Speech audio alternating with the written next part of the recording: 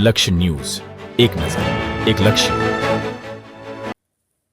ડભોઈ ચદવડાર શ્રી દાદુરામ સેવા ટ્રસ્ટ સંચાલિત શ્રી મહર્ષિ ગીર ગૌશાળા અને શ્રી મહર્ષિ પંચગવ્ય અને પંચકર્મ ચિકિત્સાલય ખુલ્લું મૂકવામાં આવ્યું છે, જેમાં આયુર્વેદિક અને ગૌ આધારિત સારવાર આપી વિવિધ પ્રકારના રોગોનું નિદાન કરવામાં આવી રહ્યું છે, જેનું પરિણામ પણ ખૂબ સારું મળી રહ્યું હોય ત્યારે દર્દીઓ મોટી સંખ્યામાં સારવાર લઈ રહ્યા છે.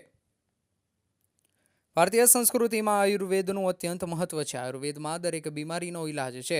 તેમાં ગૌમૂત્ર અને તેનાથી બનતી દવા કેન્સર જેવા જટિલ રોગોનું નિદાન કરી રહ્યા છે.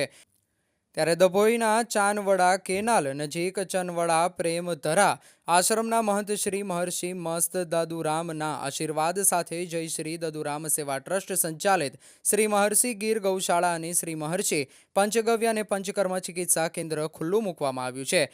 આ કેન્દ્ર ખાતે નાના રોગ જેમાં શરદી, ખાંસી, તાવ સહિત જટિલ રોગ, કેન્સર સુધીની બીમારીઓનું આયુર્વેદ પદ્ધતિ અને પંચગવ્ય અને પંચકર્મ પદ્ધતિથી સારવાર કરવામાં આવી રહી છે, જેની સંખ્યાબંધ દર્દીઓ લાભ લઈ રહ્યા છે અને પરિણામ પણ સારું મળી રહ્યું છે. રોગમુક્ત થતા દર્દીઓમાં પણ ખુશીની લહેર જોવા મળી છે.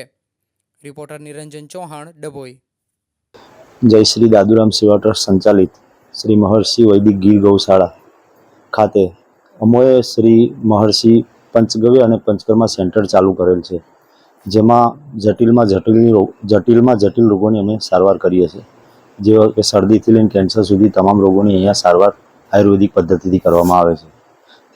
સ્વદેશી ભારતના પ્રણેતા સ્વર્ગીય શ્રી રાજીવ દીક્ષિતજીના અમે ફોલોઅર્સ છીએ અને એમને ફોલો કરીને અમે સ્વદેશી ભારતને કઈ રીતે સ્વદેશી અભિયાન તરફ વાળવું એ અમારું લક્ષ્ય છે.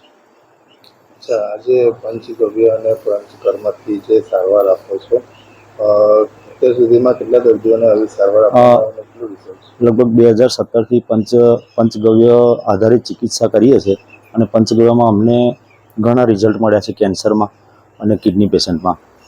2022થી પંચકર્મા સેન્ટરની શરૂઆત કરી છે. એમાં અમને સીકેડી અને કેન્સર, લીવર ના દર્દીઓ પર રિઝલ્ટ મળે છે અને અમારું જે આયુર્વેદિક પદ્ધતિમાં બોડી ડિટોક્સ અને લીવર ક્લિન્ઝિંગ જે અમારો મેઇન પર્પઝ છે કે માણસને લીવરથી જ બીમારી ઊભી થાય છે, તો લીવર ક્લિન્ઝિંગ કઈ રીતે કરવું અને માણસ કઈ રીતે સ્વસ્થ રહી શકે એ અમારો